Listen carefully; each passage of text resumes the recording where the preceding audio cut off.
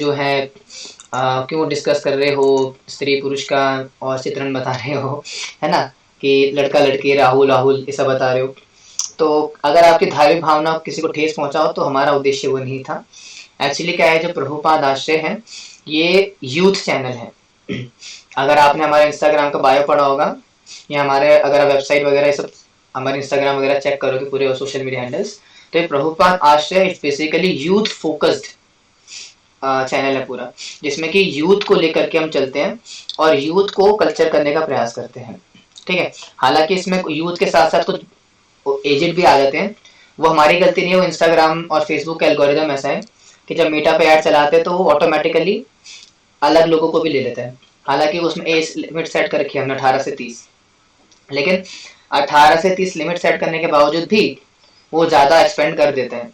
ठीक है, लेकिन हम सबको अलाउ कर देते हैं जस्ट बिकॉज कि किसको मना क्या करें। ठीक है, लेकिन प्राइमरली स्पीकिंग हमारा जो चैनल है वो 18 से लेकर के 30 साल के जो यूथ हैं, मेल और फीमेल, माता जी प्रभु जी, उनको फोकस में लेके चलते हैं।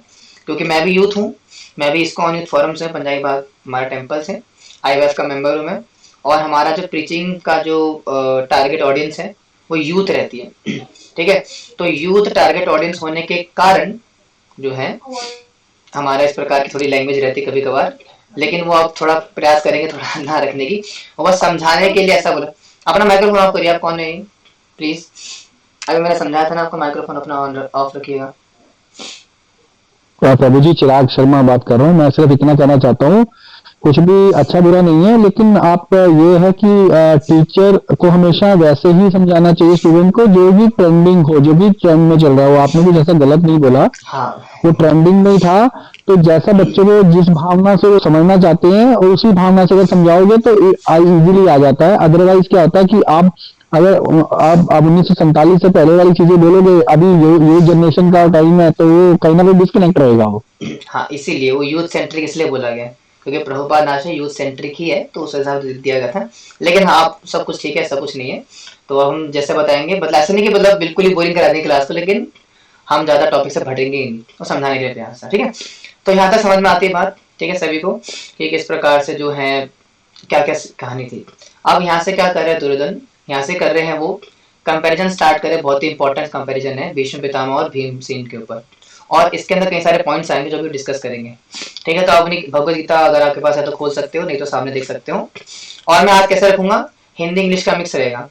जैसे अगर यहाँ पे ट्रांसलेशन पढ़ूंगा इंग्लिश में और मेरे पास हिंदी गीता है तो हिंदी भी पढ़ूंगा, ताकि आपको दोनों समझ में अच्छे से आ जाए। ठीक है, तो जो हिंदी ऑडियंस और इंग्लिश ऑडियंस है दोनों के लिए वो चीजें हो जाएगी आसान। ठीक है, तो टेक्स्ट नंबर 10 क्या कह रहे हैं यहाँ पे कि अपर्याप्तं तदस्माकं बलं भीष्माभिरक्षितं पर्याप्तं तुदमेतेषां बलं भीमाभिरक्षितं। कह रहे हैं our strength is immeasurable and we are perfectly protected by grandfather Bhishma, whereas the strength of the Pandavas carefully protected by Bhima is limited। ठीक है, अगर हिंदी में बोला जाए तो कह रहे हैं कि हमारी शक्ति अपरिमेय है और हम सब पितामह द्वारा भली भांति संरक्षित है, जबकि पांडवों की शक्ति भीम द्वारा भली भांति संरक्षित होकर भी सीमित है। क्या मतलब है इसका, बता रहे हैं कि अपर्याप्तम तदस्माकम बलम भीष्माभिरक्षितम, यानी कि जो हमारी शक्ति है वो इमेजरेबल है, यानी कि उसका जो है मेजरमेंट नहीं किया जा सकता। क्यों, क्योंकि हमें जो प्रोटेक्शन मिल रही है वो भीष्म पितामह से मिल रही है, लेकिन जो सामने वाली पार्टी है पांडवास की, उनकी जो शक्ति हो क्या है अपर्याप्तम, सॉरी पर्याप्तम, यानी कि लिमिटेड है, क्योंकि उनको प्रोटेक्शन देने वाले हैं भीमसेन। अब यहाँ पे बड़ी इंपॉर्टेंट चीज आती है कि भाई देखो, अब सिंपल सी बात है, मान लो कि एक टीम में पाकिस्तान है और सामने इंडिया है। ठीक है, और अगर एक व्यक्ति बोलता है कि भैया, मान लो कोई न्यूट्रल व्यक्ति है, वो आकर के बोले कि भैया हमारी सेना में, मतलब हमारी टीम में विराट कोहली है और सामने वाली टीम में है अपना, मान लो कि कोई बॉलर है हो गया मान लो, ठीक है, मुझे नाम नहीं पता उनके, कोई बॉलर है मान लो जिनका क्रिकेट में मतलब बैटिंग में इतना कुछ खास एक्सपीरियंस नहीं है। आप कोई साधारण समझदार व्यक्ति सोचेगा कि भैया विराट कोहली से अगर कंपैरिजन करना है तो बाबर आजम से करना चाहिए या शोएब मलिक या शाहिद अफरीदी से करना चाहिए, क्योंकि वही बैट्समैन है। एक बॉलर से कंपेयर करना तो मतलब तो कोई इररिलेवेंट सा कंपैरिजन हो गया, तो ये तो बेइज्जती होगी विराट कोहली की कि आप विराट कोहली कंपैरिजन एक बहुत ही ऐसे व्यक्ति से कर रहे हैं जिसका कि मतलब कोई स्टैंडर्ड ही नहीं है। आपको समझदार व्यक्ति समझ जाएगा कि वो जानबूझ करके ऐसा किया जा रहा है नीचा दिखाने के लिए विराट कोहली को। क्यों? क्योंकि अगर विराट कोहली का कंपैरिजन एक बहुत ही लो लेवल के प्लेयर से करा जाएगा तो ऑटोमेटिकली ये समझा जा सकता है कि भैया विराट कोहली को नीचा दिखाने का प्रयास हो रहा है। एक समझदार व्यक्ति समझ सकता है। अब यहाँ पे कुछ चीज समझ सकते हैं कैसे कि दुर्योधन जो है वो भीष्म पितामह का कंपैरिजन कर रहे हैं भीमसेन के साथ। ठीक है, क्यों कर रहे हैं? सॉरी मैंने उल्टा बोल दिया।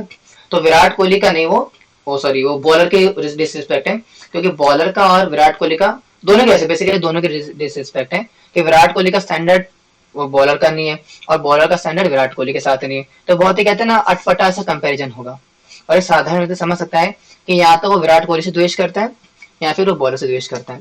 और similar is the case hair. यहाँ पे वो क्या बोल रहे हैं भैया, भीष्म पितामह कंपैरिजन कर रहे हैं भीमसेन के साथ, जिनका कि आपस में कोई कंपैरिजन नहीं है।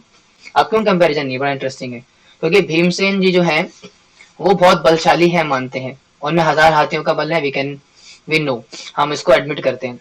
लेकिन भीष्म पितामह का जो शक्ति या ऐसा बोलेंगे जो सामर्थ्य है वो भीमसेन के मुकाबले कहीं ज्यादा है। उनको महाभारत के अंदर तिमिंगला बोला गया है। तिमिंगला मतलब तिमिंगला नाम की मछली होती है जिसको कि अपने गले में जो धारण करता है उसको बोला जाता है, लेकिन वो तिमिंगला मछली को धारण करने वाले बोले जाते हैं। कौन? हमारे भीष्म पितामह।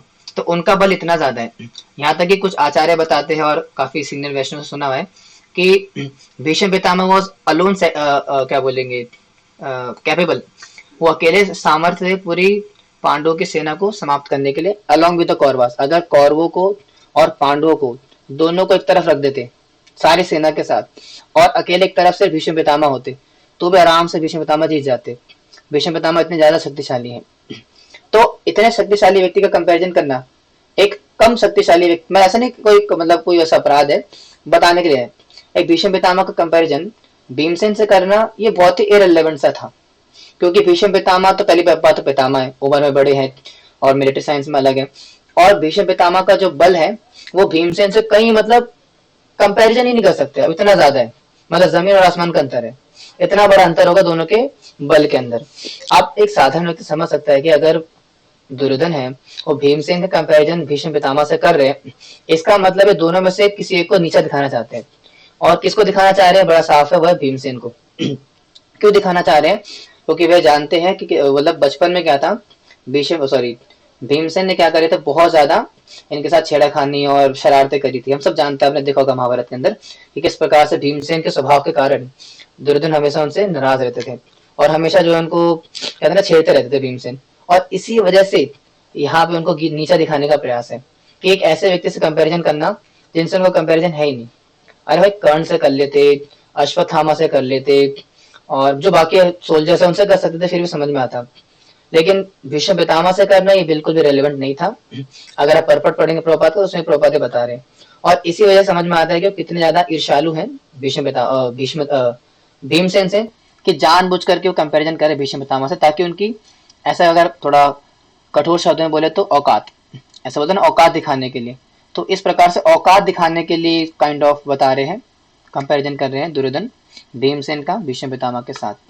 तो ये आपके क्वेश्चन में आएगा, ये आपके एग्जाम में आएगा क्वेश्चन कि कैसे पता लगता है कि Bhimsen was Duryodhana was jealous of Bhimsen, कि ऐसे इस श्लोक से पता चलता है कि वो जानबूझकर एक इररिलेवेंट सा कंपैरिजन कर रहे हैं।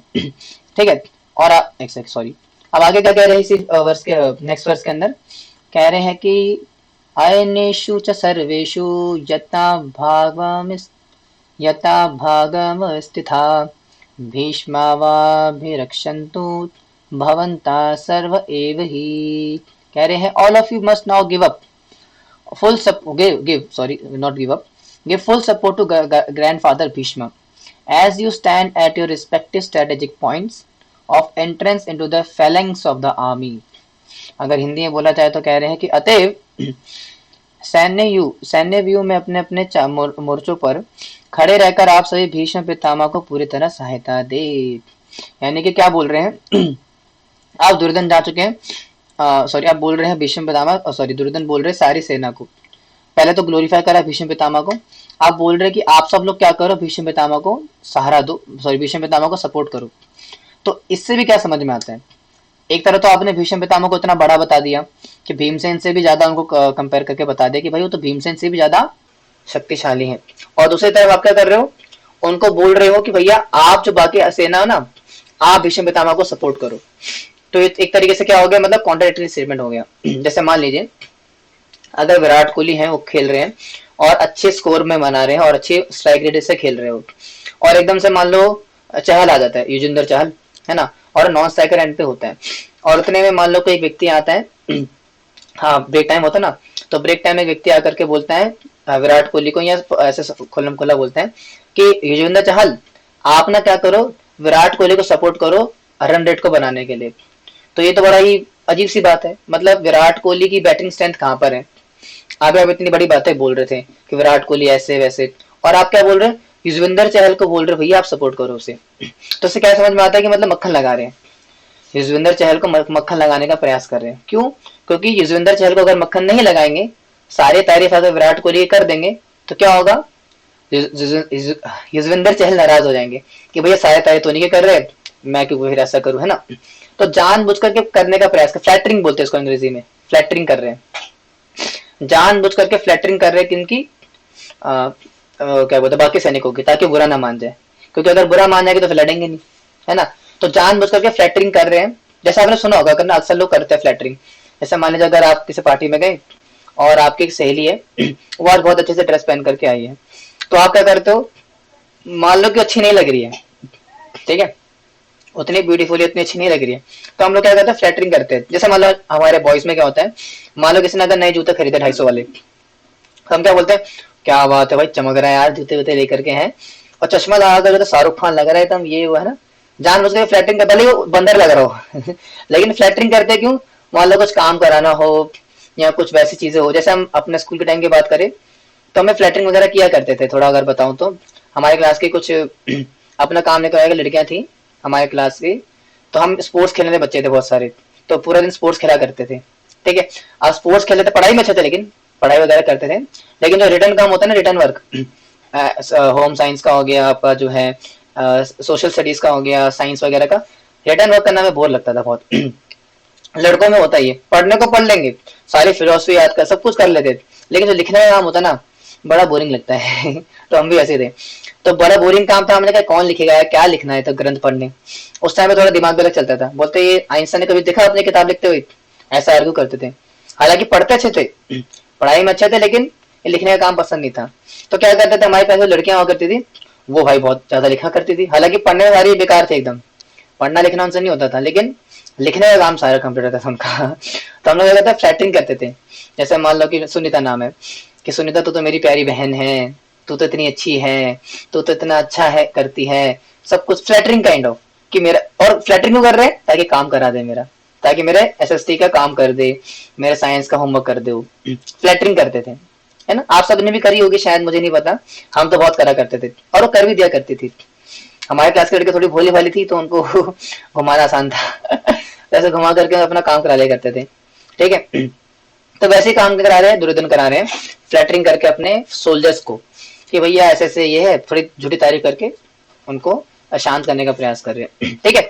तो ये उस जमाने में भी हुआ करता था तभी तो दुर्योधन इतने बड़े डिप्लोमेट थे, क्योंकि वो सबको अपना काम निकालना आते थे। दुर्योधन के पास एक स्पेशल क्वालिटी थी कि वो अपना काम निकलवाना जानते थे, और ये असुरों के अंदर होती है। जो आसुरी प्रवृत्ति के व्यक्ति होते हैं वो अपना काम निकालना जानते हैं। अगर आपने देखा होगा बाहर की दुनिया में भी, तो बाहर की दुनिया में ऐसे कई सारे लोग होते हैं जो कि आपसे अपना काम निकलवा लेते हैं। अगर आप बहुत ही सीधे साधे व्यक्ति हो, भोले भाले लड़के हो मान लो ऑफिस में आप काम कर रहे हो, और कोई मान लो कोई माता जी एग्जाम्पल लेते हैं, कोई माता जी ऑफिस में काम कर रही है ना, तो मान लो आप काम कर रही थी, तो आपके बॉस आते हैं और आपकी तारीफ करके चले जाते हैं, कि मान लो कि क्या नाम है आपका, अंजलि नाम है, ठीक है, तो अंजलि आज you looking very beautiful today, आप बहुत अच्छे लग रहे हो, ये वो ऐसी तारीफें करेंगे आपकी, तो आप खुश हो जाओगे, कह रहे हैं बहुत सा तारीफ कर रहे हैं मेरी, लगता है मैं अच्छी लग रही होंगी, ये वो। फिर बाद में क्या बोलते हैं, एक नया असाइनमेंट आया है, इसको करके दीजिए प्लीज, तो आप बोलेंगे ले, ठीक है। तो क्या कर रहे हैं, फ्लैटरिंग करके आपसे काम निकलवा लिया। तो जो आसुरी प्रवृत्ति के लोग होते हैं सब एक्सपर्ट होते हैं, यानी कि चापलूसी करके कहते हैं फ्लैटरिंग करके आपसे अपना काम निकलवा लेते हैं। And Duryodhana was perfect in that, Duryodhana क्या था, उसमें परफेक्ट थे, उसमें एक्सपर्ट थे, फ्लैटरिंग करके अपना काम निकलवा लेते हैं, और वो यहाँ पे सिद्ध भी हो रहा है धीरे धीरे करके। अभी थोड़ा प्रसंग चलेगा यहाँ तक, 14 तक चलेगा। दो श्लोक और चलेंगे फ्लैटिंग वाले, इसके बाद जाकर के फिर अर्जुन की थोड़ी बात आती है। ठीक है, समझ में आ रही है बात यहाँ तक? आगे बढ़ते हैं। ये ऐसा क्यों हो रहा है बार बार? आगे क्या कह रहे हैं कि तस्य संजय हर्षः कुरु वृद्धा पितामह सिंहनाद विनोदच्छे शंख द्वित्मो प्रतापवान। कह रहे कि then Bhishma, the great violent grandsire of the Kuru dynasty, the grandfather of the fighters, blew his conch-shells very loudly, making a sound like a roar of a lion, giving Duryodhana joy. अगर हिंदी में बोले तो क्या कह रहे हैं कि तब कुरु वंश के वयोवृद्ध परम प्रतापी एवं वृद्ध पितामह ने सिंह गर्जना की सी ध्वनि करने वाले अपने शंख को उच्च स्वर से बजाया, जिससे दुर्योधन को हर्ष हुआ। अब बोर हो गए बेचारे, है ना, जो हमारे भीष्म पितामह है। आप दुर्योधन क्या था, फ्लैटरिंग कर रहे थे। जैसे अगर कोई व्यक्ति से अगर फ्लैटरिंग करो ना, अगर समझदार व्यक्ति तो बोर हो जाते हैं। जैसे मान लो अगर मैं भी चिराग प्रभु से बोलूं कि चिराग प्रभु आप बहुत अच्छे हो, आप ना मतलब आपसे अच्छा कोई संसार में है ही नहीं, मतलब आप तो मतलब भगवान हो जी, आपसे बड़ा तो कोई पितामह पैदा ही नहीं हुआ, आपसे बड़ा सूरमा तो कोई पैदा ही नहीं हुआ। आप प्रभु समझदार व्यक्ति बोलेंगे अरे प्रभु जी क्या काम बताओ ना, काम क्या है ना। जैसा मेरी भी लोग करते हैं फ्लैटरिंग, आप लोग को उतनी पता, लेकिन हमारे एडमिन वगैरह हो गए या पहले भी लोग कुछ फ्लैटरिंग करते हैं, मुझसे काम नहीं है ना। तो कहते प्रभु जी आप बड़े अच्छे, प्रभु जी आप ना बहुत अच्छे प्रभु जी। मैं सीधा बोलूंगा काम बताओ क्या काम है। ठीक है, तो समझदार व्यक्ति हो तो समझ जाते हैं भाई फ्लैटरिंग कराने कुछ ना कुछ काम होगा, इसको चुप कराते हैं। अभिषेक मेहता क्या समझदार व्यक्ति है, उन्होंने बोले तो बोलता रहेगा, क्या करो शंख बजाते स्टार्ट करते हैं, है ना। तो जैसे बर्थडे पार्टी होती है तो बर्थडे पार्टी में लोग तारीफें करते हैं, झूठी तारीफें कि ना, बार बार दिन ये आए बार बार दिल ये गाए, है ना। तो अलग अलग झूठी झूठी तारीफें करते हैं। फिर एंड में क्या करता है, जब बंदा क्या बोलता है, अरे हटा यार मैं केक काट रहा हूँ, है ना। तो वैसे क्या करे, तो भीष्म पितामह क्या कर रहे हैं, ये तो बोलता रहेगा चलो शंख बजाते हैं युद्ध शुरू करते हैं। और जब शंख बजाया तो फिर युद्ध शुरू हो चुका है अब। और युद्ध कैसे शुरू होता है यहाँ पे, कह रहे हैं कि तत्तः शंकश्च भैर्यश्च पाणवाना गोमुखा सहसेभ्यः अहिंत्यञ्च सहसेवा भयंत सा शब्द सूतुमुलोभवत्। कह रहे कि after that the councils, drums, bugles, trumpets and horns were all suddenly sounded and the combined sounds was tumultuous। मैं जो भी है अगर हिंदी में बोले तो तत्पश्चात शंख नगाड़े बिगुल तुरही तथा सिंह सहसा एक साथ बज उठे। वह समवेत स्वर अत्यंत कोलाहल पूर्ण था। आपने देखा होगा बड़ी बड़ी मूवीज के अंदर, बाहुबली वैसी टाइप मूवीज में देखा होगा कि जब युद्ध होता है तो ढोल नगाड़े बजाए जाते हैं ना। तो ये क्यों होता है, अनाउंस करने के लिए कि भैया कोई बड़ा इवेंट होने वाला है। तो वैसे यहाँ पे भी क्या होने वाला है, महाभारत का युद्ध होने वाला है, तो इसलिए ढोल नगाड़े बज रहे हैं, है ना, शंख बज रहे हैं और सारी चीजें हो रही है। ठीक है, इसमें कुछ समझा ऐसा है नहीं, समझ में आ रहा होगा, समझ में आ रहा है ना, थम्स अप, बोरिंग तो नहीं लग रही क्लास। हाँ समझ में आ रहा है तो बताते रहिए मुझे, थम्स अप देके ना। ओके, आगे कह रहे हैं कि तत्तश्वेतर युक्ते महते सन्निधे स्थितो माधवा पांडवाश्चैव द्वियो शंको प्रद्युम्नो। हाँ, अब क्या हो रहा है कि on the other side both Lord Krishna and arjuna stationed on a great chariot drawn by white horses sounded their transcendental counsels। कह रहे हैं कि दूसरी ओर से श्वेत घोड़ों द्वारा खींचे जाने वाले विशाल रथ पर आसीन कृष्ण तथा अर्जुन ने अपने अपने दिव्य शंख बजाए। ठीक है, तो भीष्म पितामह ने शंख बजाए, तो इन रिप्लेस में यहाँ ऐसा बोलेंगे इन पैरेलल किन्होंने शंख बजाया, भगवान श्री कृष्ण ने अपना शंख बजाया और अर्जुन ने अपना शंख बजाया। और इनके शंख के नाम क्या है, ये याद कर लीजिए, आपके एग्जाम में आएंगे। ठीक है, अगर आप चाहो तो श्लोक याद कर सकते हो, पूरा ही श्लोक याद कर सकते हो। क्या है कि पंचजन्य ऋषिकेशो देवदत्तम धनंजयात् पौंड्रम द्वित्वो महाशंखा भीम कर्मा वृकोदरा। Lord Krishna blew his counsel, अपना शंख बजाया, called Panchajanya, Arjun blew his the Devadatta and Bhima the voracious eater and performer of Herculean tasks blew his terrific conch-shells called Pondra। अगर हिंदी में बोले तो भगवान कृष्ण ने अपना पंचजन्य शंख बजाया, अर्जुन ने देवदत्त शंख तथा अति भोजी एवं अति मानवीय कार्य करने वाले भीम ने पौंड्र नामक भयंकर शंख बजाया। तो ये शंखों के नाम है कि किन किन ने कौन कौन से शंख बजाए। अब भगवान का आ रहा है पंचजन्य, अर्जुन का देवदत्त, तो ऐसे करके शंखों के नाम आ रहे हैं। तो आप चाहो तो इन्हें याद कर सकते हो, आपके एग्जाम में पूछे जा सकते हैं टेस्ट के अंदर। और इनके अलावा बाकी पांडव है उन्होंने अपने शंख बजाए। और क्या कह रहे हैं कि अनंत विजयम राजा कुंती पुत्रो युधिष्ठिरात् नकुलः सह देवश्च सुघोषो मणिपुष्पको काश्यशत् परमेश्वासा शिखण्डिश्च महारथा दृष्टिदुम्नो विराटश्च सात्यकीशा च पराजिता द्रुपदो द्रौपदेयाश्च सर्वशा पृथिवीपते सौभद्रश्च महाबाहु शंखन दद्मु पृथक पृथक। हाँ बहुत है। कह रहे हैं कि king Yudhishthira the son of Kunti blew his counsel the Anant Vijay and Nakula and Sahadev blew the Sughoshan and Mani Pushpaka. The great archer of the king of Kashi, the great fighter of Shikhandi, Dishdum, Virat, the unconquerable Satyaki, Drupad, the sons of Draupadi, and other kings, O king, such as the mighty armed son of Subhadra, all blew their respective counsels. क्या क्या बता रहे हैं यहाँ पे कि हे राजन, राजन कौन है यहाँ पे? कौन है राजन यहाँ पे, किनको बोला जा रहा है बताइए, राजन कौन है यहाँ पे? धृतराष्ट्र। हाँ वेरी गुड, धृतराष्ट्र है ना, धृतराष्ट्र की बात हो रही है, धृतराष्ट्र और संवाद चल रहा है धृतराष्ट्र और संजय के बीच में। हो गया बस, ठीक है। तो उन्हीं को बोल रहे, संजय बोले धृतराष्ट्र को हे राजन। हाँ, कुंती पुत्र राजा युधिष्ठिर ने अपना अनंत विजय नामक शंख बजाया तथा नकुल और सहदेव ने सुघोष एवं मणि पुष्पक शंख बजाए। महान धनुधर काशीराज, परम योद्धा शिखंडी, दृष्टद्युम्न, विराट, अजय, सात्विक, द्रुपद, द्रौपदी के पुत्र तथा सुभद्रा के महाबाहु पुत्र आदि सबों ने अपने अपने शंख बजाए। क्यों बजा रहे शंख? क्योंकि युद्ध की शुरुआत होने वाली है, महाभारत स्टार्ट होने वाली है ना, इसलिए। अभी फिलॉसफी कुछ नहीं आने वाली है, फिलॉसफी मतलब क्वेश्चन आने वाले हैं आपके जब अर्जुन आएंगे सैनिक करने के लिए।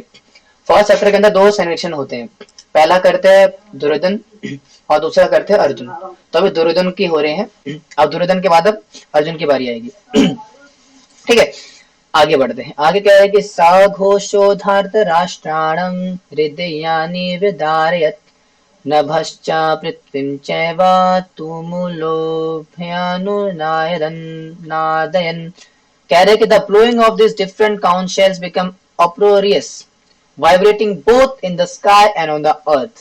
It shattered the hearts of sons of Dhritarashtra. कह रहे हैं कि इन विभिन्न शंखों की ध्वनि कोलाहल पूर्ण बन गई, जो आकाश तथा पृथ्वी को शब्दायमान करती हुई धृतराष्ट्र के पुत्रों के हृदय को विदीर्ण करने लगी। तो उनके हृदय कैसे हो गए? धृतराष्ट्र के पुत्रों के विदीर्ण हो गए। क्यों हो गए विदीर्ण? क्योंकि जो पांडवों के जो शंख है वो किसके प्रतीक है? धर्म के। और जब जब धर्म का बोलबाला होता है ना, तो क्या होता है, जो अधर्मी होते हैं उनके शंख उनके जो हृदय होते हैं विदीर्ण हो जाते हैं। जैसा आपने अगर गीता पढ़ाएंगे अभी 4th चैप्टर के अंदर, क्यों होता है? यदा यदा हि धर्मस्य ग्लानिर्भवति भारत अभ्युत्थानम् अधर्मस्य तदात्मानं सृजाम्यहम्, है ना। तो हाँ, जब भी कहते हैं धर्म की हानि होती है ना, अधर्म की प्रधानता होती है, तो मैं युग युग में आकर अवतार लेता हूँ सबका संहार करने के लिए, है ना।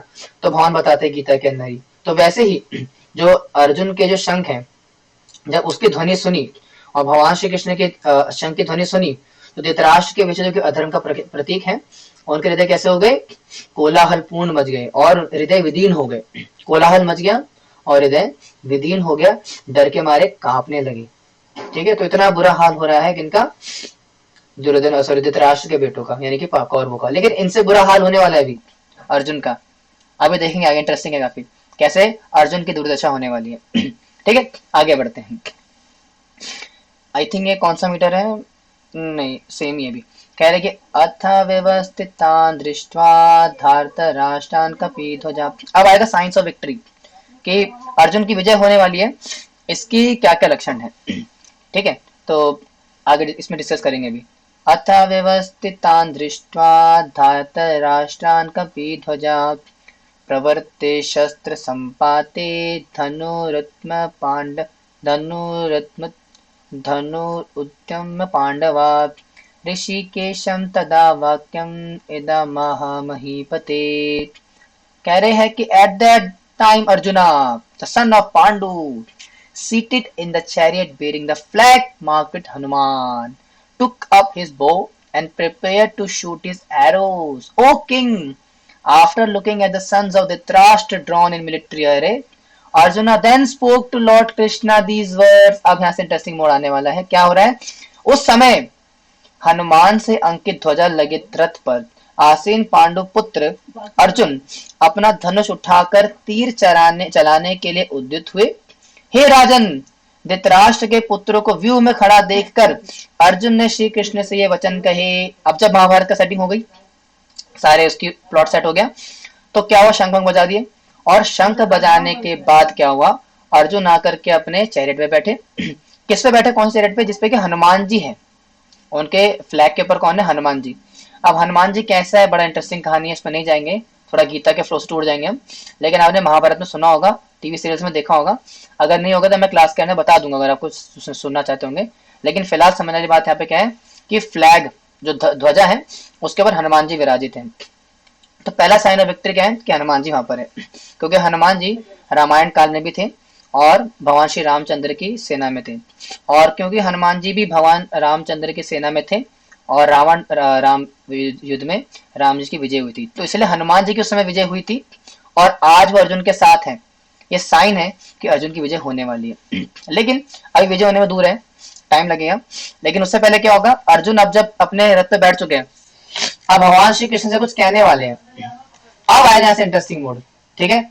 तो सब दिल थाम करके बैठिए, क्योंकि अब शुरू होती है भगवत गीता एक्चुअली में, क्योंकि अभी तो सेटिंग हो रही है सारी, अभी तो प्लॉट सेट हो रहा था ना, अब प्लॉट सेट हो चुका है। अब अर्जुन कुछ बोलने वाले भगवान से।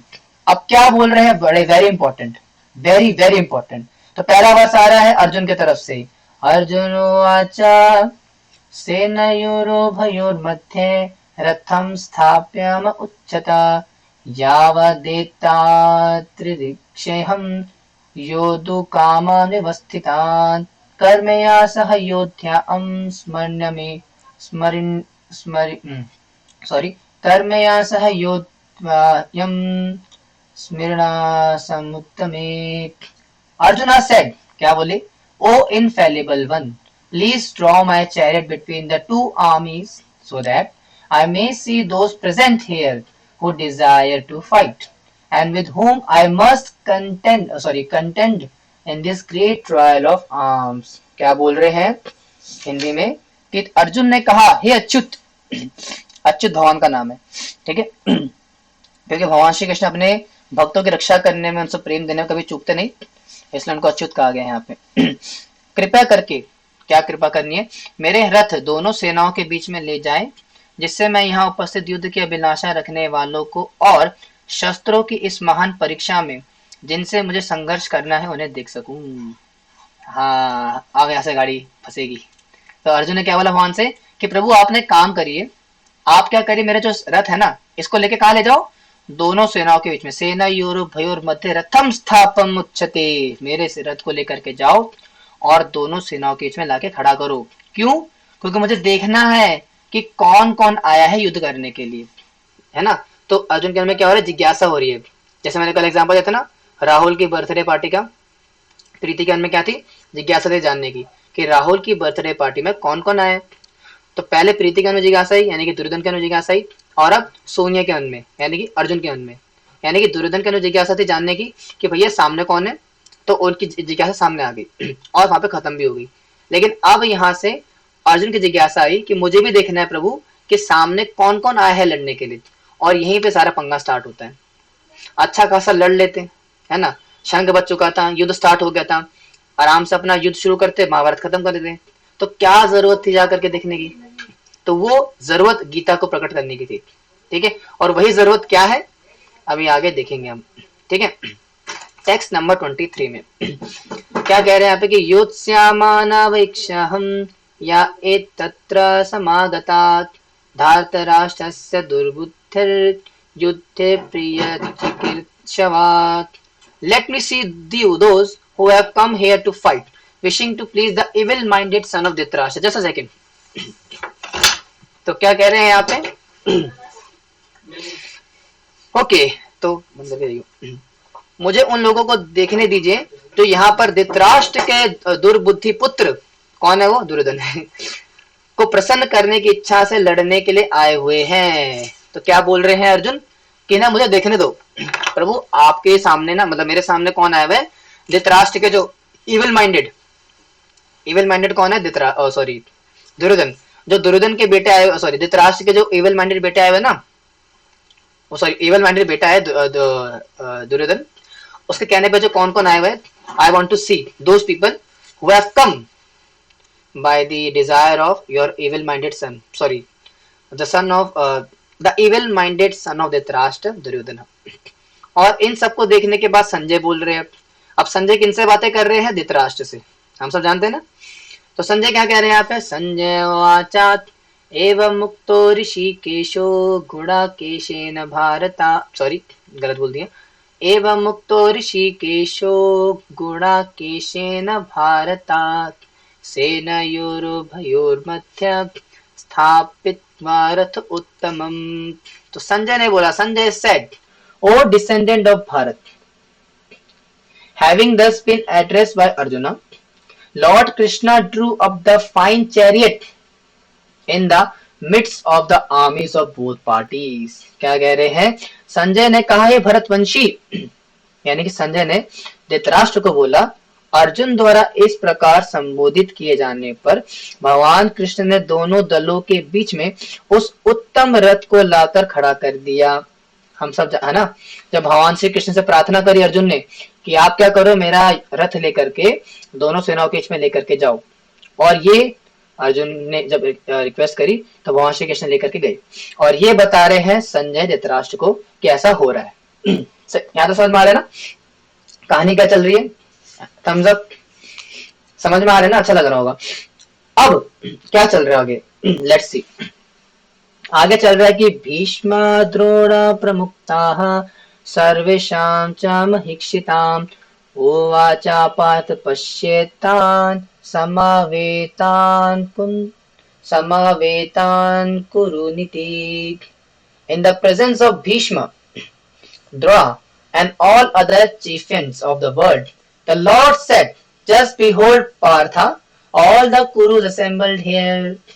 कह रहे हैं कि भीष्म, द्रोण तथा विश्व भर के अन्य समस्त राजाओं के समान सामने भगवान ने कहा कि हे पार्थ, यहाँ पर एकत्र सारे कुरुओं को देखो. जब लेकर के गए चैरियट को तो भगवान ने क्या बोला कि अच्छा देखना था ना, ये लो भैया, आपकी इच्छा पूरी कर ली मैंने, देख लो सबको सामने. क्योंकि जब तक देखोगे नहीं तो भगवद गीता प्रकट कैसे होगी और हमारा भगवद गीता का जनवरी बैच कैसे बनेगा?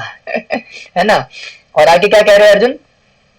आई थिंक सॉरी, हाँ क्या कह रहे हैं आगे कि तत्र पश्यत् स्थान पार्थात् पृथ्नत पितामहान् आचार्यन् मातुलान् भ्रातॄन् पुत्रान् संगिस्तथा शुवाशूरान् सुहृदश्चैव सेनयोरुभयोरपि. There Arjuna could see, क्या देख सकते थे? The midst of the armies of both parties, his father, his grandfathers, teachers, maternal uncles, brothers, sons, grandsons, friends, and also his father-in-law and well-wishers. Oh my God, क्या कह रहे हैं यहाँ पे? अर्जुन ने वहां पर दोनों पक्षों की सेनाओं के मध्य में अपने चाचा, ताऊ, पितामह, गुरुओं, मामाओं, भाइयों, पुत्रों, पौत्रों, मित्रों, ससुरों और शुभ चिंतकों को भी देखा. तो इतने सारे अपने लोग आए हुए हैं यहाँ पर. अब सोच सकते हैं ना आप क्या होने वाला है. आप इतने सारे अपनों को देख लिया सेना के बीच में, तो क्या होगा इसके बाद? फिर देखते हैं. तान् समीक्षा स कौन्तेया सर्वान् बन्धु व्यवस्थितान् कृपया पर्याविष्टो विषिदान्त्रं विषिदंत्र तमं ब्रवीत। कह रहे हैं when the son of Kunti Arjuna saw all these different grades of friends and relatives, he became overwhelmed with passion and spoke thus। क्या कह रहे हैं, जब कुंती पुत्र ने यानी कि अर्जुन ने मित्रों तथा संबंधियों को इन विभिन्न श्रेणियों को देखा तो वह करुणा से अभिभूत हो गए और इस प्रकार बोले। अब सिंपल सी बात है, अगर आपको बोला जाएगा कि अपने भाई को मार दो तो आपकी क्या हालत होगी? जो हालत होगी वही अर्जुन की हो रही है। अर्जुन के सामने इतने सारे लोग हैं तो सोचो उनकी क्या हालत हो जाएगी। और क्या हालत हो रही है उनकी? अपनी हालत अपनी जुबानी बता रहे हैं। क्या बता रहे हैं? अर्जुन वाचा। जल्दबाजी तो नहीं हो रही ना, समझ में आ रहा है ना? ऐसा नहीं कि बहुत फास्ट भाग रहा हूँ आपको समझ में ना आ रहा हूँ, है ना?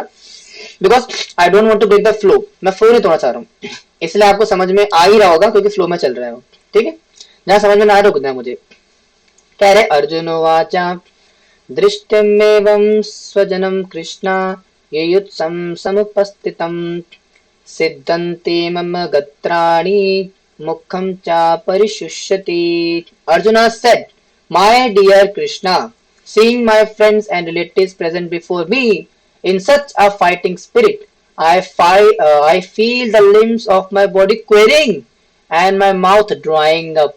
Oh my goodness। कह रहे हैं भगवान से कि अर्जुन ने कहा, हे कृष्ण, इस प्रकार युद्ध की इच्छा रखने वाले अपने मित्रों तथा संबंधियों को अपने समक्ष उपस्थित देखकर मेरे शरीर के अंग कांप रहे हैं और मेरा मुंह सूखा जा रहा है। ओ माय कृष्णा, इतनी बुरी हालत हो रही है अर्जुन की, अभी और बुरी होगी।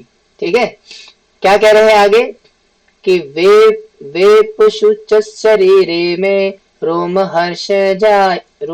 हर्षस्त जायते गांडीवं संत्रसे हस्ता तत्विच्छा तत्क्षैव परिद्वहात्। My whole body is trembling, my hair is standing on end, and my bow Gandiva is slipping from my hand and my skin is burning। कह रहे हैं कि मेरा शरीर कांप रहा है, मेरे रोंगटे खड़े हो रहे हैं, मेरा गांडीव धनुष मेरे हाथ से सरका जा रहा है और मेरी त्वचा जल रही है। So that is the condition of Arjuna। इतनी बुरी हालत में है अर्जुन। क्या, क्यों हालत में इतनी? अपने सगे संबंधी को अपने सामने देख करके युद्ध सेना में युद्ध भूमि पे इतनी बुरी हालत हो गई अर्जुन की। और क्या कह रहे इतनी बुरी हालत में कि नाचा शक्यो मवस्थातुम भ्रमतीव च मे मना निमित्तानि च पश्यामि विपरीतानि केशवा। I am now unable to stand here any longer. I am forgetting myself and my mind is reeling. I see only causes of misfortune, O Krishna, killer of the Keshi demon। कह रहे हैं कि मैं यहाँ अब और अधिक खड़ा रहने में असमर्थ हूँ, मैं अपने को भूल रहा हूँ और मेरा सिर चकरा रहा है। हे कृष्ण, मुझे तो केवल अमंगल के कारण दिख रहे हैं। I can see only the inauspiciousness, I can see only misfortune everywhere। प्रभु कृष्णा, इतनी बुरी हालत में है अर्जुन, चारों तरफ सिर्फ और सिर्फ अमंगल के कारण नजर आ रहे हैं। ओके, ठीक है, तो इतनी बुरी हालत है अर्जुन की। और क्या है आगे? और भी कुछ है बीच। कह रहे हैं कि नाचे सोयानुपश्यामि हत्वा स्वजनमा हवे ना कश्चेन विजयम कृष्णा ना चा राज्यम सुखानि चा। Very important. कह रहे हैं कि I don't see how any good can come from killing my own kinsman in this battle, nor can I my dear Krishna desire any subsequent victory, kingdom और हैप्पीनेस। ये आपके एग्जाम में आएगा कि अर्जुन ने क्या क्या कारण दिए युद्ध न लड़ने के। पहला कारण ये आ गया। ये पहला कारण क्या था? कंपैशन टुवर्ड्स रिलेटिव्स, अपने मित्र और संबंधियों के प्रति करुणा के कारण अर्जुन युद्ध नहीं लड़ेंगे। और दूसरा कारण क्या है पे? कह रहे कि हे कृष्ण, इस युद्ध में अपनी ही स्वजनों का वध करने से ना तो कोई मुझे अच्छा ही नजर आती है ठीक है, और ना उससे किसी प्रकार की विजय, राज्य या सुख की इच्छा रखता हूँ। यानी कि प्रभु देखो, अगर मैं उनको मार देता हूँ ना, तो मुझे मार करके कोई खुशी नहीं मिलने वाली, क्योंकि अगर इनको मार दूंगा तो मैं राज सुख नहीं भोग पाऊंगा, सॉरी राज सुख की मुझे चिंता ही है ना। तो इसलिए I do not want any kind of kingdom और हैप्पीनेस। तो मुझे इनको मारने में ना कोई वो नजर नहीं आता कारण। तो पहला कारण क्या था, कंपैशन टुवर्ड्स हमारे अपने सगे संबंधी। दूसरा कारण क्या है कि अपने राज सुख की चिंता करनी थी। ठीक है, आप यहाँ से 2-4 वर्ष एक साथ आएंगे, 3 वर्ष आएंगे एक साथ।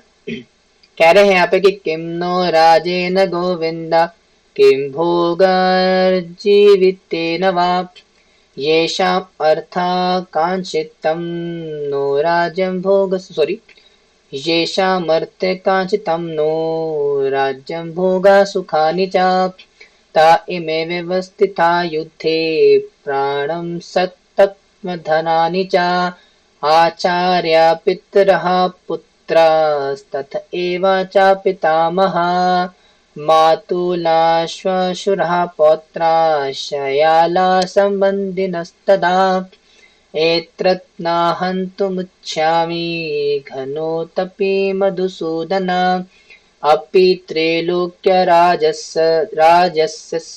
राजस्य हेतु किं नो मही कृते निहत्याधार्तराष्ट्राणं का प्रीति स्या जनार्दना। वेरी इंपॉर्टेंट, 3 वर्ष एक साथ है। कह रहे हैं ओ गोविंदा भगवान, मतलब गोविंदा वहां पे गोविंदा गोविंदा भगवान का नाम है यहाँ पे, वो बॉलीवुड वाले गोविंदा नहीं है ना। ओ गोविंदा, और what avail to us are a kingdom, happiness, or even life itself, when all those for whom we may desire them are now arrayed on this battlefield. Hindi बताऊंगा अभी आपको। ओ Madhusudana, when teachers, fathers, sons, grandfathers, maternal uncles, father-in-laws, grandsons, brothers-in-law, and others relatives are ready to give up their lives and properties and are standing before me, why should I wish to kill them, even though they might otherwise kill me? O maintainer of all living entities, I am not prepared to fight with them, even in exchange for the 3 worlds, let alone this earth. What pleasure will derive from killing the sons of Dhritarashtra? कह रहे हैं यहाँ पे, हे गोविंद, हमें राज सुख अथवा इस जीवन से क्या लाभ, क्योंकि जीवन जिन सारे लोगों के लिए हम उन्हें चाहते हैं वही इस युद्ध में खड़े हैं। हे मधुसूदन, जब गुरुजन, पितृगण, पुत्रगण, पितामह, मामा, ससुर, पौत्रगण, साले तथा अन्य सारे संबंधी अपना अपना धन एवं प्राण देने के तत्पर है और मेरे समक्ष खड़े हैं, तो फिर इन सब को क्यों मारना चाहूंगा, भले ही वह मुझे क्यों ना मार डाले। हे जीवों के पालक, मैं इन सबों से लड़ने को तैयार नहीं, भले ही बदले में मुझे तीनों लोग क्यों ना मिल जाए। इस पृथ्वी की तो बात ही छोड़ दीजिए, भला धृतराष्ट्र के पुत्रों को मारकर हमें कौन सी प्रसन्नता मिलेगी। तो now Arjun is becoming logics दे रहे हैं कि आप बताइए प्रभु कि ना हम उनके क्यों मारे भाई, है ना। देखो उनको मारकर हमें कौन सा सुख मिलने वाला है, क्योंकि हम सुखी किसके साथ होते हैं, अपने परिवार के साथ। आप जब परिवार वाले मर जाएंगे सारे, हमारे टीचर्स, फादर्स, सन्स, ग्रैंडफादर्स, ये फलाना ढिमकाना, ये सब मर जाएंगे, तो इंजॉयमेंट कहाँ से आएगी लाइफ में, सुख कहाँ से मिलेगा। जब सब मर जाएंगे तो हाउ विल वी एंजॉय, है ना। Why should I wish to kill them, और मुझे क्यों मारना चाहिए उन्हें, भले ही मुझे क्यों ना मार डाले, है ना। अगर मान लो आपके पिता है, सॉरी आपकी माता है, आपकी माता आपको मार दे, आप बदले मारोगे नहीं, माता मार दिया, है ना। तो वैसे ही बोल रहे अर्जुन भी, अगर मेरे संबंधी ने अगर मुझे मार भी दिया तो मैं उन्हें क्यों मारूं, मुझे क्या मिलेगा लाभ। I am not prepared to fight with them, मैं उनसे लड़ाई करने का तैयार नहीं हूँ। In exchange for the 3 worlds, भले ही मुझे तीनों लोगों का साम्राज्य क्यों ना मिल जाए, भूलोक और नीचे का लोक और मध्य, मतलब भूलोक हो गया और अपर ऊपर, भूम भूल भुव स्व, ठीक है। जो तीनों लोक हैं उन तीनों का लोगों का मुझे साम्राज्य भी क्यों ना मिल जाए, उसका सुख भी क्यों ना मिल जाए। What pleasure will be derived from killing the sons of Dhritarashtra? हमें क्या सुख मिलेगा उनको मार करके, जब हमारे सारे अपने संबंधी मर जाएंगे। तो इसलिए मुझे नहीं मारना, मुझे कोई सुख की प्राप्ति नहीं होने वाली है, इसलिए मुझे कोई नजर नहीं आता कारण इनको मारने का। तो ये कारण क्या है, दूसरा कारण है अर्जुन के ना लड़ने का। पहला कारण क्या था कि कंपैशन, कि मेरे सगे संबंधी हैं उनको मैं कैसे मार दूं। तो पहला कारण क्या अर्जुन के ना लड़ने का, कंपैशन। दूसरा कारण क्या है, राजसुख, कि अगर मार देंगे तो भी सुखी नहीं रह पाएंगे ना। अगर मैं अपने पिता को, माता को, मेरे भाई को, अपनी पत्नी को, अपने बच्चों को मार दूंगा तो कैसे एंजॉय करूंगा लाइफ को ना। तो दूसरा कारण क्या है, सेंस एंजॉयमेंट या सेल्फ एंजॉयमेंट या राजसुख, कि अगर अपने सारे संबंधियों को मार देंगे तो सुख कैसे भोगेंगे, है ना। तो दूसरा कारण है अर्जुन का युद्ध ना लड़ने का। और अब कुछ और कारण आ जाएंगे। टोटल 5 कारण है, इसमें से कि 2 हो चुके हैं। अब आएगा तीसरा कारण। तीसरा कारण क्या है, कह रहे कि पाप मेवाश्य दास्माहन्त्वेवातानाततायिनः तस्मान् अहमयं हन्तुं धार्तराष्ट्रान् सम्बन्धवान् स्वजनं हि कथनं हत्वा सुखिन स्याम माधवा। कह रहे कि sin will overcome us if we slay such aggressors. Therefore, it is not proper for us to kill the sons of Dhritarashtra and our friends.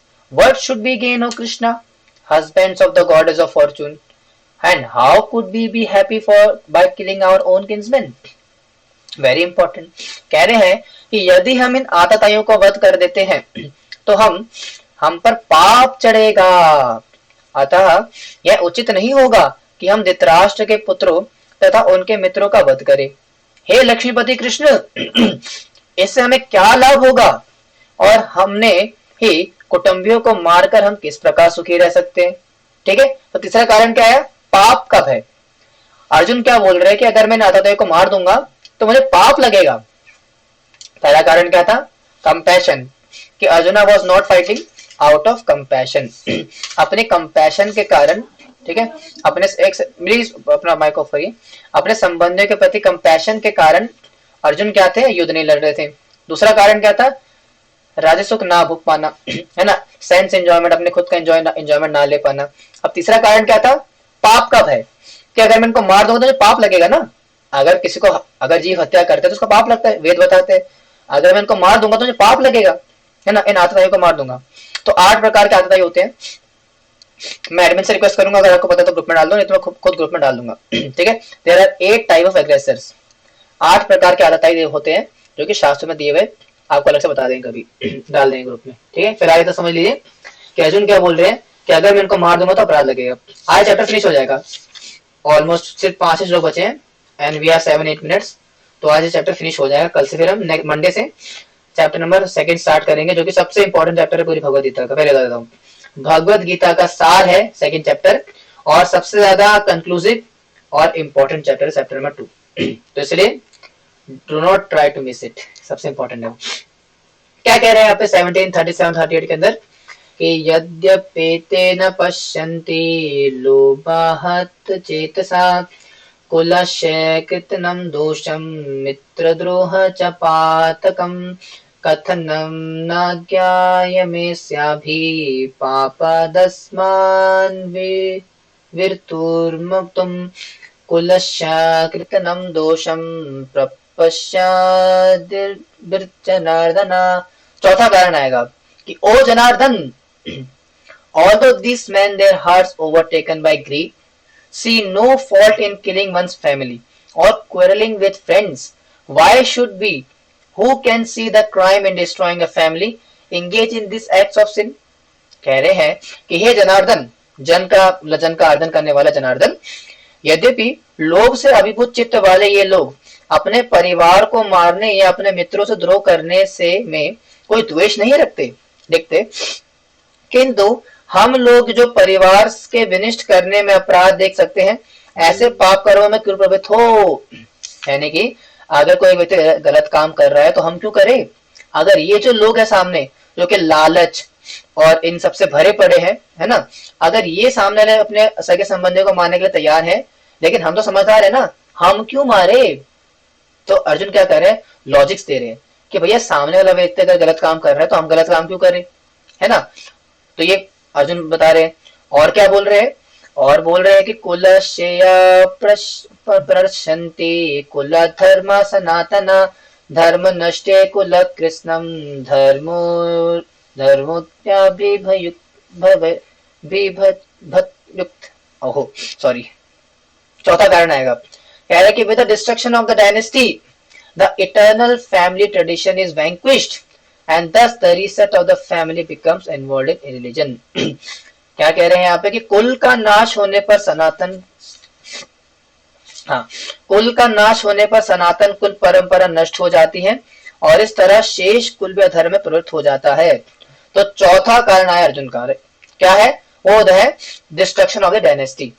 Arjun कहना चाह रहे हैं कि अगर हम सारे क्षत्रियों को मार देंगे यानी कि सारे पुरुष मर जाएंगे, और अगर पुरुष मर जाएंगे तो फिर स्त्रियां विधवा हो जाएंगी, है ना। और अगर स्त्रियां विधवा हो जाएंगी तो उनकी रक्षा करने के लिए कोई नहीं होगा, और जब रक्षा करने के लिए स्त्रियों के लिए रक्षा करने के लिए जब क्षत्रिय नहीं होंगे तो फिर अनवांटेड जो लोग होते हैं गंदे सोसाइटी के वो स्त्रियों को शोषण करेंगे, और जब स्त्रियों को शोषण करेंगे तो उससे क्या होगा अनवांटेड प्रेगनेंसी अनवांटेड चिल्ड्रन इस जगत में आएंगे, उससे क्या होगा अधर्म फैलेगा, है ना, डायनेस्टी का विनाश होगा और समाज में एकदम केओस मच जाएगा। तो ये चौथा कारण दे रहे अर्जुन कि भैया अगर हम सारे क्षत्रियों को मार देंगे तो स्त्रियां विधवा हो जाएंगी, है ना, समाज में अधर्म फैल जाएगा और अनवांटेड प्रेगनेंसीज अनवांटेड चाइल्ड, है ना, क्या बोलते हैं इसको वर्ण संकर एक टर्म होती है इसको बोलते हैं वर्ण संकर। तो वर्ण संकर आ जाएगा यानी कि ऐसे संतानें आएंगी जो कि धर्म का पालन नहीं करेंगी, जैसे कि आजकल कलयुग के अंदर हो रहा है ना। तो वैसे ही अर्जुन बोल रहे हैं भैया अगर हम सबको मार देंगे तो वर्ण संकर आ जाएगा, है ना, कुल परंपरा नाश हो जाएगी। और ये बोल रहे हैं अर्जुन भगवान को चौथा कारण देते हुए कि मैं युद्ध क्यों नहीं करना चाह रहा हूँ। ठीक है, और क्या बोल रहे हैं कि अधर्माभिभवात् कृष्णा प्रदुष्यन्ते कुल स्त्रियां। अब वही चौथा कारण को एक्सप्लेन कर रहे हैं यहाँ पे, कह रहे हैं कि स्त्रीषु दृष्टासु वाश्यया जायते वर्ण संकरा। तो जायते वर्ण संकरा क्या कह रहे हैं, when a religion is prominent in the family, oh Krishna, the women of the family become polluted, and from the degradation of the womanhood, oh descendant of Vrishni, comes unwanted progeny। very important, कह रहे कि हे कृष्णा जब कुल में अधर्म प्रमुख हो जाता है तो कुल की स्त्रियां दूषित हो जाती है और स्त्रीत्व के पतन से हे विष्णुवंशी अवांछित संतान उत्पन्न होती है ना। क्या बोल रहे हैं, अगर हम सारे क्षत्रियों को मार देंगे तो सारे क्षत्रियों को मारने से क्या होगा, सारी स्त्रियां अकेली हो जाएंगी, उनको रक्षा करने के लिए पुरुष नहीं होंगे, क्षत्रिय नहीं होंगे। तो उससे क्या होगा, जो बाहर के अनवांटेड जो मतलब कहते हैं बेकार के जो पुरुष होते हैं चरित्रहीन पुरुष होते हैं वो क्या करेंगे, दे विल पॉल्यूट वुमेन। जो सोसाइटी की स्त्रियां होंगी चरित्रवान स्त्री होंगी उनका शोषण करेंगे और उनको क्या बोलते हैं पॉल्यूट करेंगे, उनको गंदा करेंगे। और उसके बाद क्या होगा, अनवांटेड प्रोजेनी आएगी, ऐसी संतानें आएंगी जो कि धर्म का पालन नहीं करेंगे और वर्ण संकर जायते वर्ण संकरा। तो वर्ण संकर आ जाएगा और पूरा कहते हैं ना अस्त व्यस्त फैल जाएगा, अस्त व्यवस्था हो जाएगी समाज के अंदर। तो ये तेरा चौथा कारण कि क्यों नहीं लड़ना चाहिए हमें, अगर हम सबको मार देंगे तो ये होने वाला है ना, सारी स्त्रियां दूषित हो जाएंगी और क्या होंगे वर्ण संकर आ जाएंगे, मतलब अधर्म करने वाले संतान उत्पन्न होगी। ठीक है, और क्या कह रहे हैं कि संकरो नरका एव कुलघ्यानानं कुलस्य च पतन्ति पितरो हर्षम लुप्त पिंडादको क्रिया। कह रहे कि an increase of unwanted population certainly causes hellish life both for the family and for those who destroy the family tradition। The ancestors of such corrupt families fall down because the performances for offering them food and water are entirely stopped। very important, कह रहे कि अवांछित संतानों की वृद्धि से निश्चय ही परिवार के लिए तथा पारिवारिक परंपराओं को विनिष्ट करने वालों के लिए नारकीय जीवन उत्पन्न होता है ना। ऐसे प्रतीत कुलों के परखु पुरखे पितृलोक गिर जाते हैं और क्योंकि उन्हें जल तथा पिंड देने दान की प्रक्रिया समाप्त हो जाती है। अब क्या कह रहे हैं भगवान, सॉरी अर्जुन क्या कह रहे हैं, अगर हम सबको मार देंगे ना तो उससे क्या होगा, जितनी जो कुल परंपरा तो नाश होगी, स्त्रियां दूषित होंगी और जो दूषित स्त्रियां जब हो जाएंगी उसके बाद जो अनवांटेड प्रोजनी आएगी, जो अवांछित संतानें आएगी ना, जो अधर्म करेगी, वो क्या करेंगी, जो पितर है ना उनको पिंडदान नहीं करेंगी, है ना, लुप्त पिंड विकोदर कह रहे कि जो हमारे पूर्वज हैं हमारे पितर है उनका पिंडदान नहीं होगा, उनको पानी और ये जो लगाते वो ऑफरिंग नहीं होगी। उससे क्या होगा, वो पितर तरेंगे नहीं, और अगर पितर तरेंगे नहीं तो श्राप दे देंगे वो, और उससे क्या होगा, जो हमारी समाज में अव्यवस्था फैलेगी और हमारा दाम्पत्य जीवन भी अस्त व्यस्त हो जाएगा।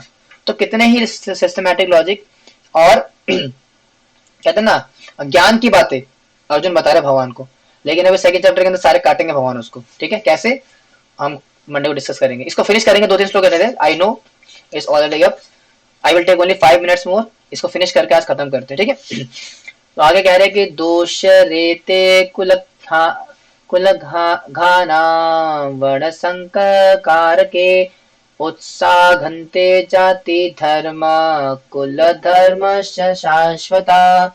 By the evil deeds of those who destroy the family tradition and thus gives rise to unwanted children, all kinds of community projects and family welfare activities are devastated। कह रहे हैं जो लोग कुल परंपरा के विनिष्ठ, ये है ना,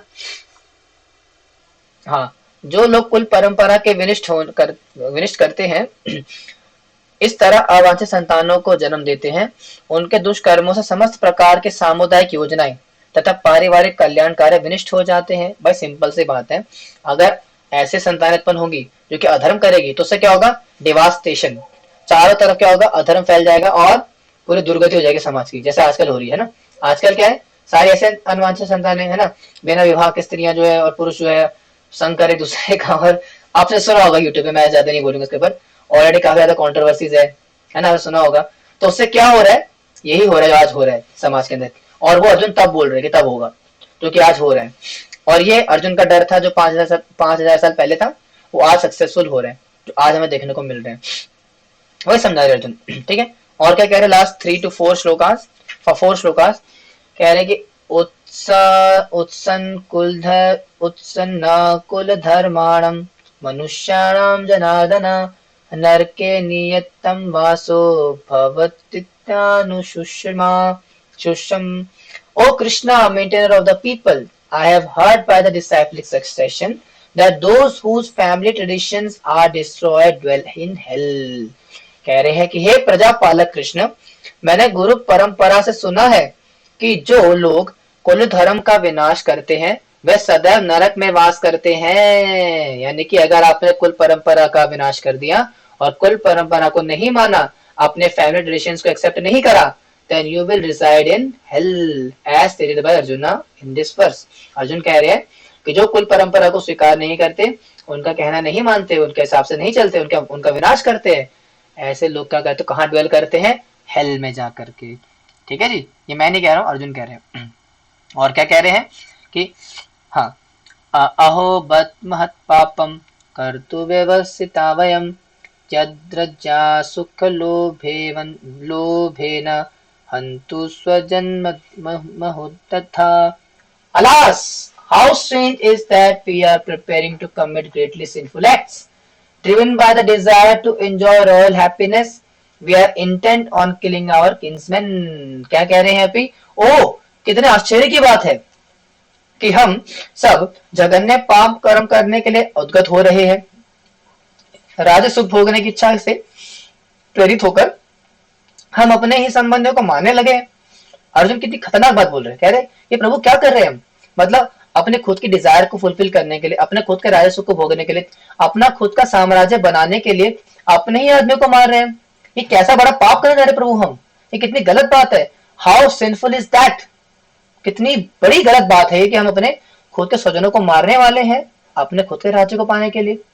वाह जी वाह, कितनी खतरनाक बात बोले अर्जुन। लेकिन है एकदम बकवास, वो सेकंड चैप्टर में डिस्कस करेंगे कल मंडे। ठीक है, last 2 verses and then we will finish the chapter number 1। ठीक है, क्या कह रहे कि आदि मामा प्रतीकारम शस्त्रतम शस्त्र पाणया धात राष्ट्रोरण हंतो युत्सन्मेषे मतरम भवेत। कह रहे कि better for me if the sons of Dhritarashtra weapons in hand were to kill me unarmed and unresisting on the battlefield. वाह जी वाह, कह रहे कि यदि शस्त्रधारी धृतराष्ट्र के पुत्र मुझे निहत्थे तथा रणभूमि में प्रतिरोध ना करने वालों को मारे तो यह मेरे लिए श्रेयस्कर होगा। अरे बाप रे, कितने बड़ा त्याग की बात करे अर्जुन। कह रहे कि ना भगवान प्रभु, अगर जो धृतराष्ट्र के बेटे जो कौरव है ना, अगर मुझे निहत्था ही मार देंगे ना इस पूरे बैटलफील्ड के अंदर, मुझे कोई गम नहीं है, कोई फर्क नहीं पड़ता मुझे। अगर वो मुझे बिना अनाम यानी कि बिना किसी शस्त्र अस्त्र के अगर मुझे मार भी देते ना, तो भी मुझे कोई फर्क नहीं पड़ेगा, I will have no effect on my self, अगर इफ दे किल मी, अगर वो मुझे मार देंगे, निहत्था मार देंगे, तो भी मुझे इस बात से कोई फर्क नहीं पड़ता।